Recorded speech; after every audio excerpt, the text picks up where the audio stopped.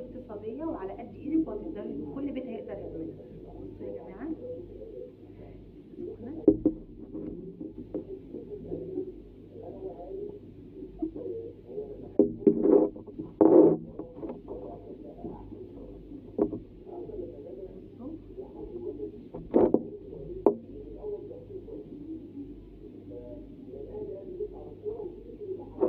طريقه جميله وهشه طريه بجد، كلكم تندموا ان انتوا عاملينها. بس قبل ما نبدا معاكم الفيديو نوريكم الطريقه بتتعمل ازاي، متنسوش تعملوا لايك وتشتركوا في القناه وتفعلوا زر الجرس وتعملوا شير عشان نعرف الجديد. يلا بينا. وهنقول بسم الله. معايا هنا في الخلاط هنزل بمج كبير من المية ومعلقة كبيرة من السكر ونفس المعلقة الكبيرة خميرة فورية علشان يا جماعة الخميرة تتفاعل مع السكر. وهنزل ب3 معالق زيت، طبعا بنحط زيت زيتون، مش متوفر زيت زيتون انا حاطة زيت عادي، ومعلقة صغيرة من الملح، ومعلقة قشطة. مش متوفر عندك قشطة، هما بيحطوا لبن بودر بس انا بحط قشطة عشان بحس ان هي بتبقى العجينة احسن، ومعلقة كبيرة برضو من الخل، وبضاية. كل ده يا جماعة نحطه في الخلاط زي ما انتوا شايفين كده. وهنحط معلقة نص طرف المعلقة كده زعتر، مش من محبين الزعتر، عادي ما تحطوش. وكوباية كبيرة من الدقيق اللي عايرنا بيها كوباية المية في الأول، وادي تاني كوباية كبيرة من الدقيق. وهنزل بمعلقة من معلقة الشاي مليانة بودر، وهبدأ ان انا اضرب كل ده مع بعض في الخلاط. هضربه كويس جدا عشان اضمن ان مفيش اي تكتلات. وهيكون معايا هنا صينية مقاس 30، طبعا متوفر عندك صواني البيتزا حلو قوي بس انا مش عندي صواني البيتزا. وهبدأ ان انا ادهنها بالزيت وهنزل فيها بالخليط زي ما انتوا شايفين كده. دهنتها كويس بالزيت وبعد كده نزلت بالخليط كله في قلب الصينية. طبعا يا جماعة بعد ما نوزع الخليط كويس في قلب الصينية هنحط العجينة بتاعتنا بالصينية في قلب التلاجة لمدة نص ساعة 40 دقيقة على حسب زي ما انت عايزة. هنحطها في التلاجة وعقبال ما نعمل صوص الطماطم، وبعد كده نرجع ونخلص الحشو نعمل صوص البيتزا.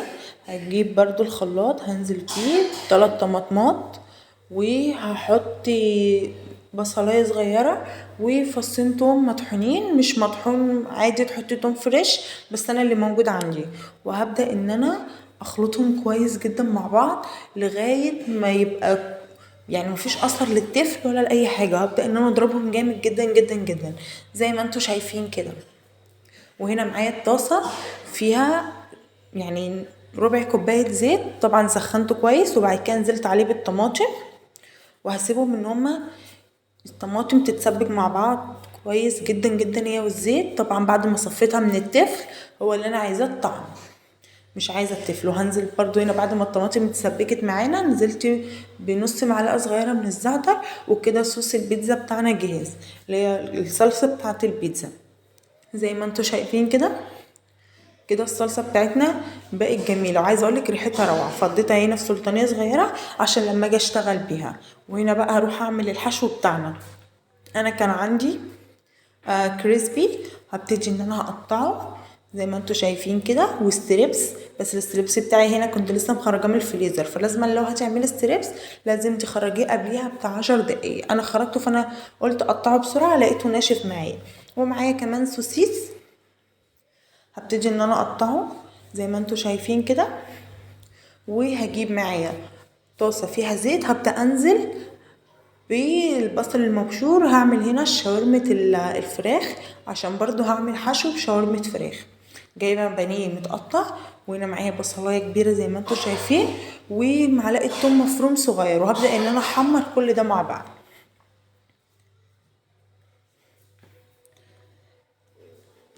اهو. بعد ما البصل والثوم خدوا معانا اللون اللي انا عايزاه نزلت عليه بصدور البانيه. طبعا انا كنت جايبه بانيه عادي فانا قطعته علشان انا مش عايزه البانيه يكون تخين ويكون ني معايا وما يستويش. جبت البانيه صغير وقطعته حتت مكعبات صغننه وابتديت ان انا اشوحه مع البصل عايزه اقول لكم يا جماعه اصلا ريحته وهو بيتشوح ريحته جميله، والله طعمه في البيتزا روعه روعه تحفه. ابتديت ان انا اشوحه كده زي ما انتم شايفين لغايه ما ياخد كله اللون الابيض بتاع الفراخ، كلها تبقى لون واحد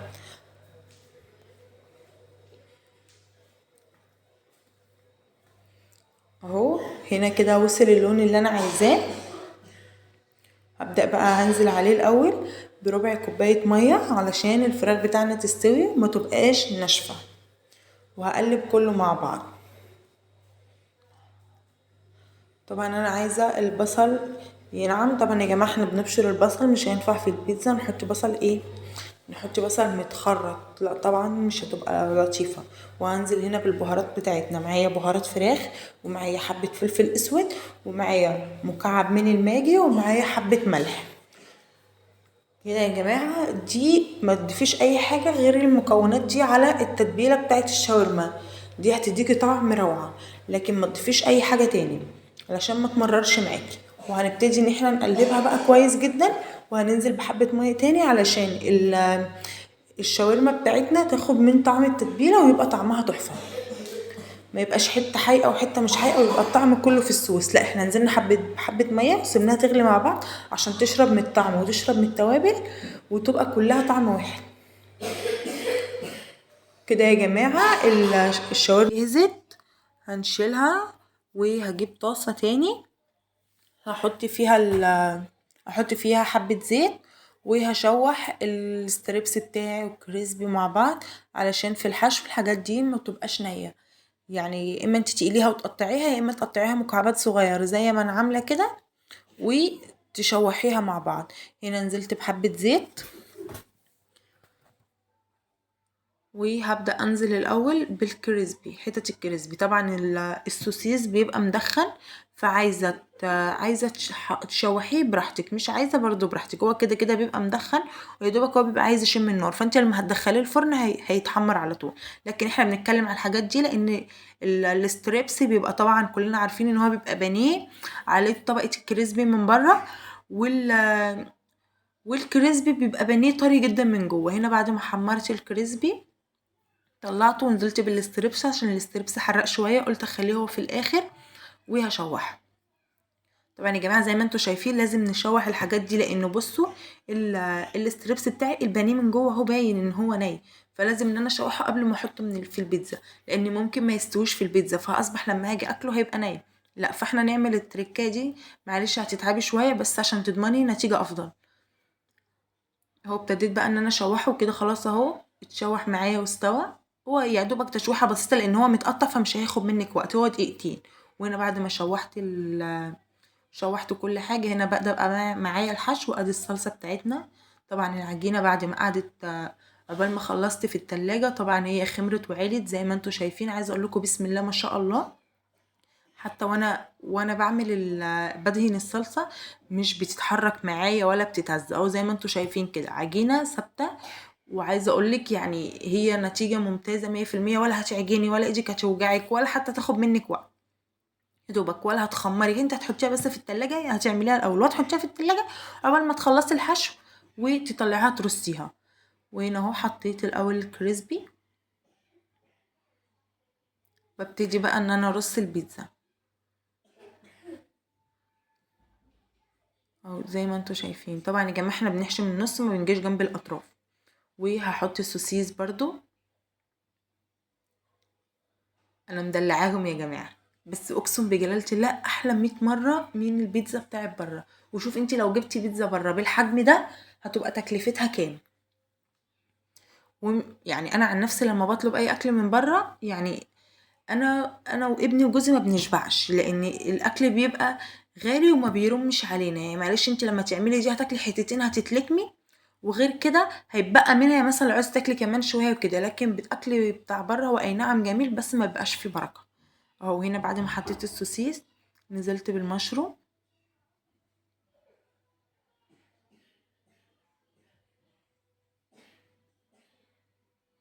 طبعا متحبيش المشروم تقدري تستغني، تقدري تحطي اي حشوه انت عايزاها. عندك بانيه مقطعاه، عندك بسطرمه، عندك سوسيس، عندك سجق، عايزه تعمليها ميكس جبن، عايزه تعمليها خضروات، براحتك اللي انت عايزاه. وهنا نزلت برضو معاكم بالشاورما اللي احنا عملناها. طبعا احنا بنحط الحشو الاول، بعد كده بنغلف بالجبن الموتزاريلا علشان الحشو يمسك، ما تجيش وانتي بتقطعيها تلاقي الحشو كله خرج معاكي. وادي اهو بعد ما حطيتي الشاورما الفراخ نزلت عليها بالفلفل الرومي. طبعا انت هتقولي انت حاطه سوسيس على ستريبس على شاورما فراخ، هو جوزي يا جماعه بيحب ياكلها كده من بره، فهو لما بيروح يجيبها بيجيبها ميكس لحوم وبيزود عليها فراخ. وهنا جبت زيتون، جايبه زيتون شرايح برضو حطيت عليها. طبعا مش عايزه تحطي الزيتون براحتك، في حسب الرغبه، في ناس بتحبه وفي ناس ما بتحبوش. وهنا كده يا جماعه اهو خلصت الحشوه بتاعتي معاكم. هنحط بقى الطبقه الاخيره اللي هي بتبقى الجبنه الموتزاريلا. طبعا العجينه عملت بيتزايتين اهو يا جماعه، ده بتبقى التغليف من فوق اللي هو بيبقى الجبنه الموتزاريلا. طبعا ما بنحطش كميه كبيره لان هي بعد ما بتستوي بنخرجها بنكمل عليها حبه جبنه موتزاريلا تاني رشه اهو كده. احنا عملنا البيتزا الكبيره، وعندي برضو بعمل ايه الصغيره، هخلصها وهرصها وهرجع تاني اوريها لكم.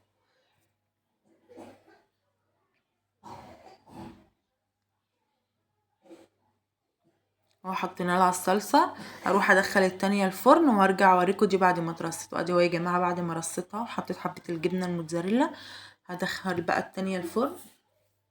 اهو يا جماعه بعد ما دخلت التانية الفرن على درجه حراره عاليه جدا، وما توطيش وحطيها في الرف الاوسط. لقيتها يا جماعه اول ما اتشمعت معايا كده وخلاص ومن تحت استوت، قمت مخرجاها وحاطه حبه جبنه موتزاريلا وهرفعها على الشوايه. طبعا انت عايزه تولعي تحت وفوق مع بعض عادي مفيش مشكله. الفرن عايزه اقولك بسم الله ما شاء الله، ريحتها تحفه والله طعمها روعه بجد. جربيها مش هتندمي اللي انت عملتيها. ولو وصلتي معايا في الفيديو لغايه هنا ما تنسينيش تعملي لايك وتفعلي زر الجرس وتشتركي في القناه عشان يوصلك كل جديد. وصدقيني بجد جربيها مش هتندمي اللي انت عملتيها، الطريقه دي هتعجبك جدا جدا. بصوا يا جماعه العجينه بتاعتنا ملبن، بصوا عامله ازاي، وزي ما انتوا شايفين وانا بخرجها مش لازقه في الصينيه لان مكوناتها صح. طبعا البيتزا السايله بصوا لونها من تحت، البيتزا السايله بتبقى حكايه، بالذات العجينه بتاعتها بتبقى هشه وطريه. وبصوا الحشو ماسك فيها ازاي، وبصوا مطه الجبنه الموتزاريلا بجد تحفة. وادي هنا بقى البيتزا بتاعتنا التانية خرجت من الفرن، هنرش عليها جبنة موتزاريلا وهندخلها تاني الفرن. وادي بعد ما خرجت ملبن. طبعا انا التانية معرفتش اقطعها مثلثات علشان التانية الصينية بتاعتنا مربعة، طبعا انا عرفت اقطع دي. عايزه اقول لكم يا جماعه تحفه، وعايزه اقول لكم ريحتها روعه، وزي ما انتوا شايفين كده السكينه ماشيه فيها كاني بقطع ملبن. ما تنسيش لو عجبك الفيديو تفعلي زر الجرس وتشتركي في القناة عشان يوصلك كل جديد وغيرك يستفيد وربنا يحسن ما بين ايديكم.